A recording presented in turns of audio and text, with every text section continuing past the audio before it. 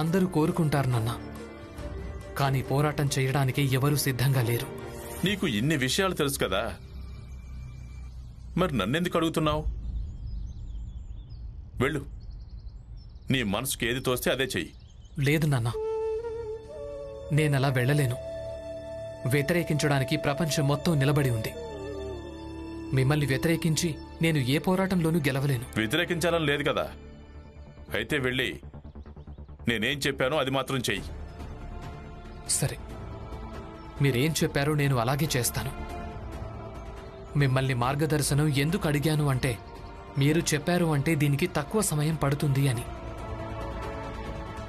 అయినా పర్వాలేదు, ఈరోజు మీరే వద్దంటున్నారుగా. నేను కూడా ఈ విషయంలో ఇక ముందు ఏమీ చెయ్యను. కానీ ఒక్క విషయం నాన్న, నేను రోజూ వచ్చి మిమ్మల్ని సహాయం అడుగుతూ ఉంటాను. అలాగే ఈ పోరాటాన్ని మొదలు పెట్టడానికి అనుమతి కూడా కోరుతాను.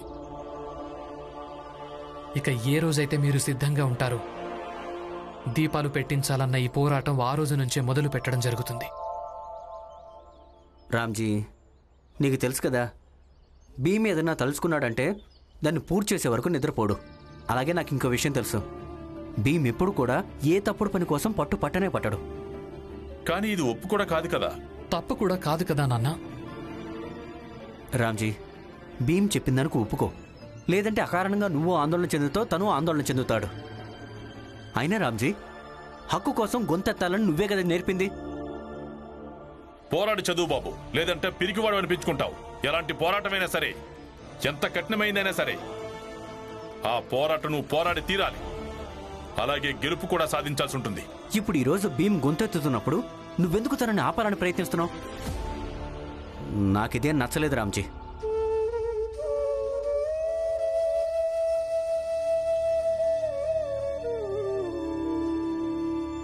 చూడు బాబు, నగరపాలక కార్యాలయం చాలా పెద్దది. అక్కడికి చక్కర్లు కొట్టడం వల్ల ఒరిగేదే ఉండదు.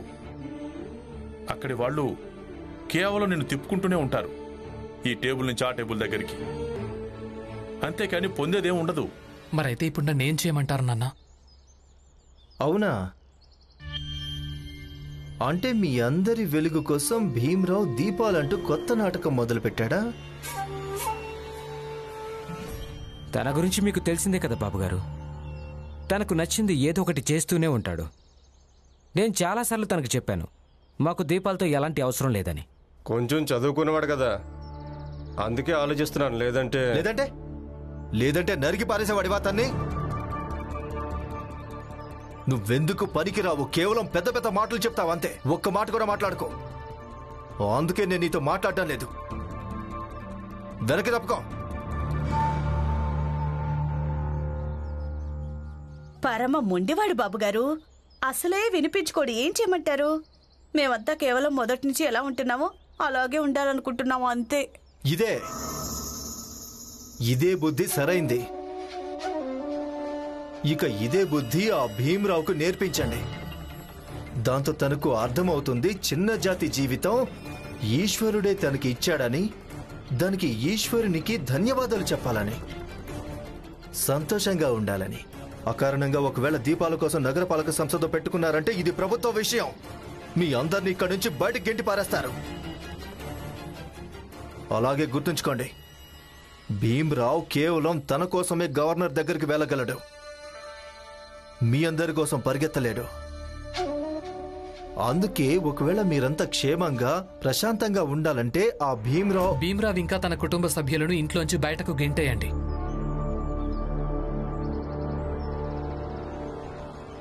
ఇదే చెప్పాలనుకున్నావా? అయినా జోషి గారు, మీరు మీ ఇంటి దగ్గర ఉండకుండా ఎప్పుడు మా ఇంటి దగ్గరికి వస్తుంటారు. మరి పెద్ద జాతి వాళ్ళకి ఇది గౌరవంగా ఉంటుందా? ఈ ఇల్లు మాదే కదా, కానీ మీరందరే బలవంతంగా ఉంటున్నారు. లేదు, బలవంతంగా కాదు, సమయానికి మీకు అద్దె ఇచ్చే ఉంటున్నాం. అయినా ఇంటి యజమాని పదే పదే కిరాయిదారుని జీవితంలో కలగజేసుకోవడం పెద్ద తప్పు అవుతుంది. ఇదే జాతికున్న తేడా భీమ్రావ్. మేము పెద్ద జాతి వాళ్ళం. మనసుకేది తోస్తే, మనసుకేది నచ్చితే అదే చేస్తాం. ఇక మీరు చిన్న జాతికి చెందిన వాళ్ళం. మేము ఏది చెప్తే అది చేస్తారు. అయినా ఏంటి భీమరావు, బొంబాయి అన్న నీ బాబుదా? నువ్వు వెళ్ళి ఎవరికో చెప్పగానే ఇక వాళ్ళొచ్చి ఇక్కడ దీపాలు పెట్టడానికి? కానీ బొంబాయి మీదో, మీ బాబుదో, మీ బాబాయ్దో.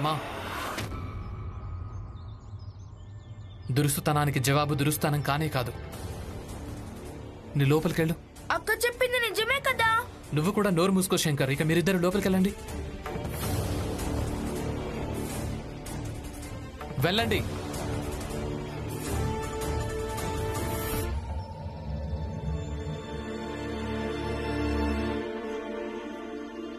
పద, నేను కూడా ఆఫీస్కి వెళ్తాను. అక్కడ నీ బాబు ఒక నౌకర్, ఇక నేను యజమానిని. గుర్తుంది కదా?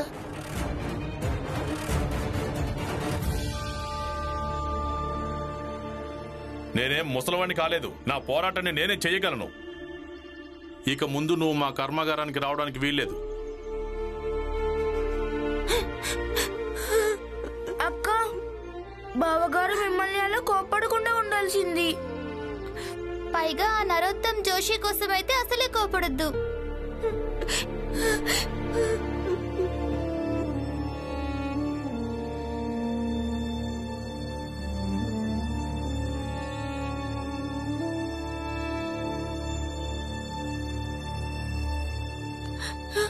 ఇప్పుడు నన్ను ఎలాగో తిడతారు కదా. ఆ గోమతితో మాట్లాడుతున్నారుగా, ఆ ఉత్తరాన్ని చదువుతారు, అలాగే ఉత్తరంకి జవాబు కూడా రాస్తున్నారు. తన ముక్కు ఎర్రటి టమాటాలా ఉంటుందంట. తననేమి అనరు. బావగారు బావగారు, లోపల అక్క ఏడుస్తుంది. అవును బావగారు. నేను వస్తానమ్మా. రమా, రమా. అంతకంటే ఆ ఉత్తరం తన తీసుకుని తిరుగుతున్నారు. ఇంట్లో కూడా పెట్టి వెళ్ళడం లేదు. నిన్నెక్కడ మామయ్యతో ఆనంద్ బాబుతో చదివిస్తానని. రమా,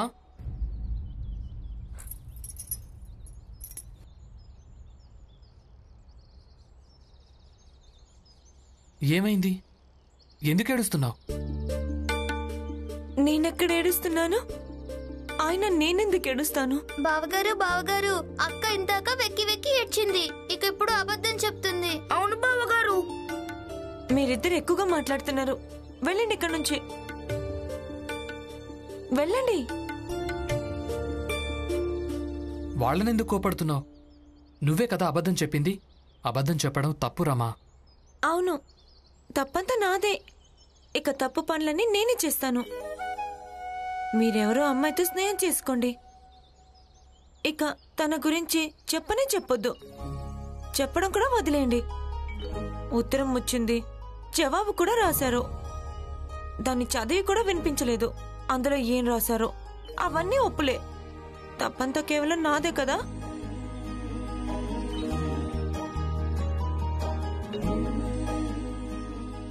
ఏమైనా చెప్తారా? ఎందుకలా చూస్తున్నారు? లేదు, ఏం లేదు. అయినా చూడు, నీకిలాంటి వాటితో ఏం సంబంధం రమా? ఇక ఆ ఉత్తరంలో ఏం రాస్తుందో ఏం రాసలేదో అది నీ తలకు నూనె రాస్తున్న సమయంలో చెప్పాను కదా నేను. మిగిలిన ఈ చదువు సంధ్యలు, ఉత్తరం లేదా అప్లికేషన్, ఇలాంటి వాటిల్లో ఎందుకు ఇరుక్కుంటున్నావు? వదిలేయ్.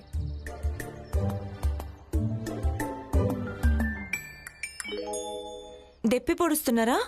లేదు లేదు, అస్సలు కాదు. నేను కేవలం నువ్వు ఇలాంటి విషయాలు పట్టించుకోవద్దని చెప్తున్నానంతే. సరే వదిలే. నేను నీతో ఒక ముఖ్యమైన విషయం మాట్లాడాలి. అంటే నాకు నీ సహాయం కావాలి. చేస్తావా?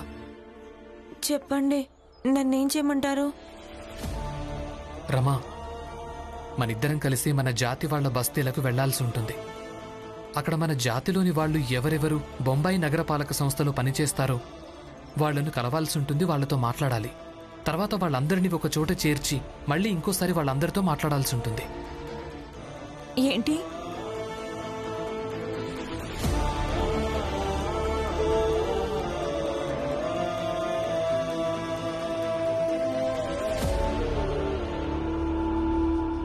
చూడండి, మీరంతా ఎవరు అంటే మీరు ప్రభుత్వపు కఠినాతి కఠినమైన పనులన్నీ చేస్తూ ఉంటారు. అది చెత్త ఎత్తడం కావచ్చు, లేదా మురుగునీటి కాలువలో దిగి మురుగుని శుభ్రం చేయటం కావచ్చు. మీ అందరికీ ఒక విషయం తెలుసు, ఎక్కడ సూర్యుని వెలుగు కూడా చేరుకోలేదో అలాంటి దుర్వాసనొచ్చే చోటికి మీరు నిస్సంకోచంగా చేరుకుంటూ ఉంటారు. మీరంతా ఏ సంస్థ కోసం ఇవన్నీ చేస్తున్నారో ఆ సంస్థ మీ వీధిలో వెలుగు కోసం కనీసం దీపాలు కూడా పెట్టించదు. ఇక ఈరోజు నేను మీ అందరికీ ఇదెందుకు చెప్తున్నాను అంటే నిన్న నా విషయంలో ఒక సంఘటన జరిగింది. అందుకు మేమేం చేయగలం? మీరు నాకు సహాయం చేయగలరు. చూడండి, ఇది నిజమే. నా వ్యక్తిగత స్వార్థం కోసం కూడా నేను మీ అందరి సహాయాన్ని కోరుతున్నాను. ఎందుకంటే నాకు కూడా చదవటానికి వెలుగు అవసరం ఉంది. కానీ విషయం కేవలం వ్యక్తిగత స్వార్థం గురించి మాత్రమే కాదు, మనందరిది. మీరే ఆలోచించండి, మీ వీధుల్లో ప్రభుత్వ దీపాలు ఎందుకు లేవు? మీకు గాని నాకు గాని వెలుగులో ఉండడానికి హక్కు లేదా?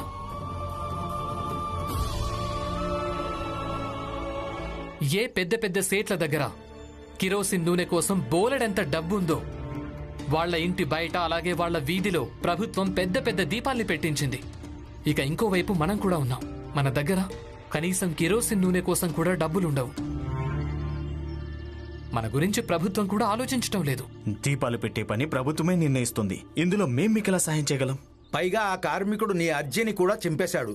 అయితే మళ్ళీ అర్జీ రాసి నేరుగా కార్యాలయంలో ఇచ్చేసిరా. నేను అదే చెయ్యాలనుకోవటం లేదు. ఆయన అర్జీని చించేసిన తర్వాత ఈ పోరాటం కేవలం నాదే కాదని నాకు తెలిసింది. నాది, ఇంకా మీది కూడా, మనందరిది. ఇక మనందరం కలిసే ఈ పోరాటాన్ని చేయాల్సి ఉంటుంది. మీరు కేవలం ఒకటే చేయండి. మీరు మీ కార్యాలయానికి వెళ్లి మీ వీధుల్లో దీపాలు పెట్టించడం గురించి మీరు మాట్లాడండి. అప్పుడు వాళ్ళు ఏం చెప్తారో వినండి. ఒకవేళ వాళ్ళు నిరాకరిస్తే వాళ్ల మీద ఒత్తిడి చేయండి. వాళ్ల ముందు షరతు పెట్టండి. ఒకవేళ వాళ్ళు దీపాలు పెట్టించకుంటే గనక రేపటి నుంచి మీరు పనుల్లోకి రాము అని. కానీ మాకు వెలుగుతో ఏమవసరం? సాయంత్రానికల్లా మేము అలసిపోతాం, ఇంటికొస్తాం, తింటాం, నిద్రపోతాం. అవసరం మీ అందరికీ కాదు, నిజానికి ఈ భీమ్రావుకే ఉంది.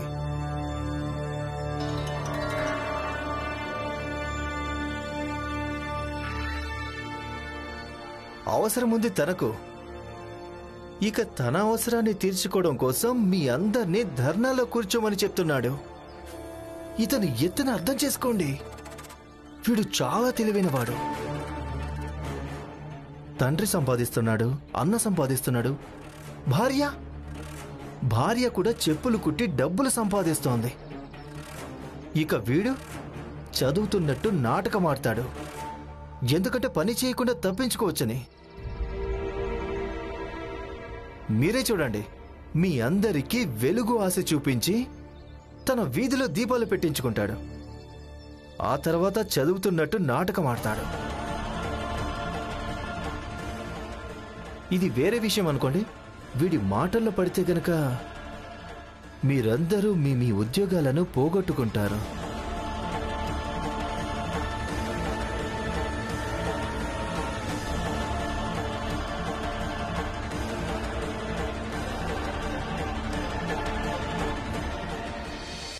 లేదు, ఇతని చదువు కోసమని మనం మన ఉద్యోగాల్ని పణంగా పెట్టడానికి వీల్లేదు. ఇలా అయితే మన బతుకుదెరువు దూరం అయిపోతుంది.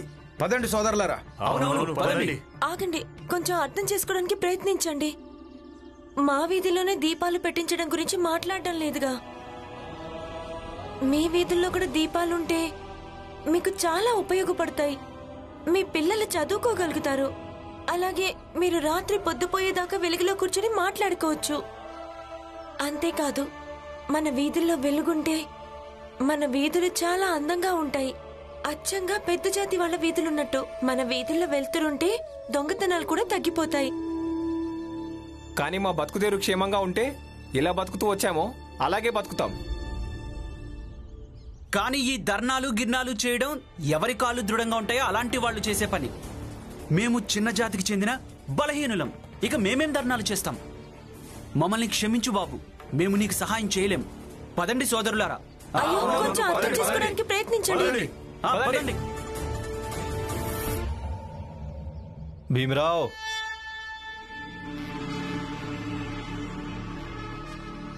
ఎత్తు బాగుంది. నిజంగా ఎత్తు బాగుంది.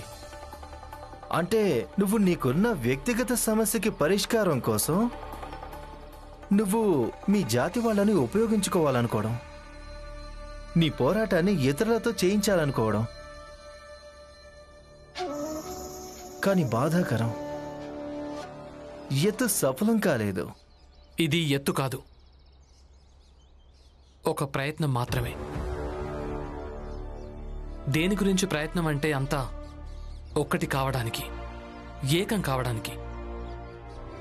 ఇక నా పోరాటాన్ని ఇంకెవరూ చేయలేరని నాకు బాగా తెలుసు. ప్రతి ఒక్కరూ తమ పోరాటాన్ని స్వయంగా చేయాల్సి ఉంటుంది. కానీ విషయం ఏంటంటే మా అందరి పోరాటం ఒక్కటే. అందుకే మేము విడివిడిగా ఉండి పోరాడినా కూడా అది మీకు ఒక్కటిగానే కనిపిస్తుంది. నువ్వు ఉపన్యాసాలు ఇవ్వడం వల్ల నేనేవి చప్పట్లు కొట్టలేను. అది ఎత్తైనా సరే, ప్రయత్నమైనా సరే. దీపాలు పెట్టలేదు కదా. ఇక నువ్వు మీలాంటి వాళ్ళ జీవితాలు కేవలం చీకట్లోనే గడపడం కోసమే అన్న విషయాన్ని ఎంత త్వరగా అంగీకరిస్తే అంత బాగుంటుంది. నీకు మాత్రమే కాదు, అలాగే నీ జాతికి చెందిన వాళ్ళకు కూడా.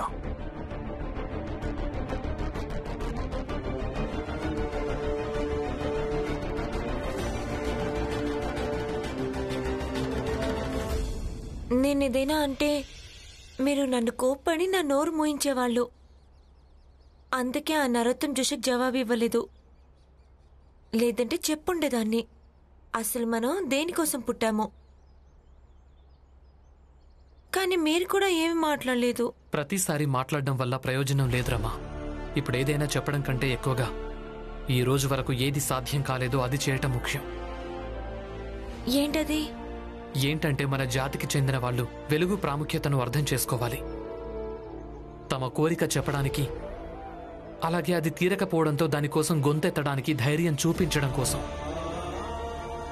దానికి ముందు మనం వాళ్ల మనసులో ఈ నమ్మకాన్ని కలిగించాల్సి ఉంటుంది. వాళ్ళు ఏ పని చేస్తున్నారో అది చిన్నది కాదు అని. అలాగే ప్రభుత్వం కూడా వాళ్ల పనిని గౌరవించాల్సి ఉంటుంది అని. కానీ ఇదంతా ఎలా జరుగుతుంది తెలీదు. కానీ ఏదో ఒక ఉపాయం వెతకాల్సి ఉంటుంది. నాన్న కూడా ఇటే వస్తున్నారు. ఆయనతో మాట్లాడి చూద్దాం. అందరూ వినండి వినండి. జోకు అన్నయ్య, పులియా వదిన, హితేష్ గారు త్వరగా రండి. అరే ఏమైంది? ఎందుకు అరుస్తున్నావు? అది భీమ్ ఇంకా రామ్జీ వీధి చివర సభ ఏర్పాటు చేశారు. ఇక ఏ విషయం చర్చిస్తున్నారో తెలుసా మీకు? మన ఈ వీధిలో ఎలా దీపాలు పెట్టించాలని. ఈ రామ్జీ ఉన్నాడు కదా, మాట మీద ఉండే రకమే కాదు. నిన్న రాత్రి ఏం చెప్పి వెళ్ళాడు? ఈ భీమ్ ఇక దీపాల గురించి నాటకాలు ఆడ్డానే. కానీ ఇప్పుడు తనే నాటకంలో భాగమైపోయాడా? అసలు ఈ తండ్రి కొడుకుల కారణంగా మనకి ఎలాంటి కత్తి పడుతుందో ఏమో. కానీ ఇక్కడ మాట్లాడడం వల్ల ఏం ప్రయోజనం? అక్కడికే వెళ్దాం. వాళ్ళిద్దరికి ఏమనిపిస్తుందంటే వీధి చివర ఒక ఆట ఆడుకుంటే అది మరెవరికి తెలియదని. వాళ్ళ భ్రమల్లో ఉండకూడదు. పదండి పదండి, త్వరగా పద. రండి, త్వరగా రండి. పొద్దున నాకు నచ్చ చెప్పాడు, ఇప్పుడు కొడుకు చెప్పిందే చేస్తున్నాడు. అమ్మా, మీరు వెళ్ళకండమ్మా. ఇప్పుడు నువ్వు కూడా నన్ను ఆపుతున్నావా ఆనంద్? నన్ను క్షమించండి, కానీ ఈ వీధిలో వాళ్ళకు నేనేమీ చెప్పలేను. అందుకే మిమ్మల్ని వేడుకుంటున్నాను, అక్కడికి మీరు వెళ్ళకండి. మీరు అక్కడికి వెళితే నాన్నని ఏదో ఒకటి అంటారు. దాంతో ఈ వీధిలో వాళ్ళందరి ముందు మీ ఇద్దరికీ అవమానం జరుగుతుంది. అది నాకు ఏమాత్రం నచ్చదు. జిజాబాయ్, ఆనంద్ చెప్పింది కూడా నిజమే. రామ్జీ ఇంటికొచ్చిన తర్వాత ఏం చెప్పాలనుకుంటున్నావో అది చెప్పు. ఇలా భార్యాభర్తల గొడవ అందరి ముందు అంత బాగుండదు జీజాబాయ్.